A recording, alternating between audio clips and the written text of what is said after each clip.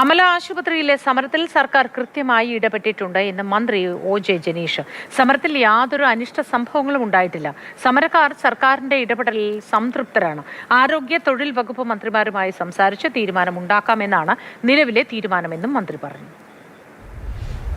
അത് സമരത്തിന് നേതൃത്വം കൊടുത്ത സംഘടനയുടെ ഔദ്യോഗികമായിട്ട് ആരും പറയുമെന്ന് എനിക്ക് തോന്നുന്നില്ല. കാരണം ഇന്നലെ സമരത്തിൻ്റെ ഘട്ടത്തിലൊക്കെ തന്നെ അവർ ഞങ്ങളുമായിട്ടൊക്കെ ബന്ധപ്പെടുകയും ഇടപെടുകയൊക്കെ ചെയ്തിരുന്നതാണ്. കളക്ടർ അവിടെ പോയി സംസാരിക്കുന്ന സമയത്തും ജില്ലയുടെ ചുമതലയുള്ള മന്ത്രി എന്ന നിലയ്ക്ക് ഞാനും കൂടിയായിട്ട് സംസാരിച്ചതിന് ശേഷമാണ് കളക്ടറോട് പോയി സംസാരിക്കുന്നത്. അവിടെ ഇന്നലെ ബിഷപ്പ് ഹൗസിൽ നടന്ന കൂടിക്കാഴ്ചയിൽ അവരെടുത്ത തീരുമാനവും ആ തീരുമാനത്തിൻ്റെ അടിസ്ഥാനത്തിലാണ് ഞങ്ങളെല്ലാവരും ഇടപെടുന്നത്.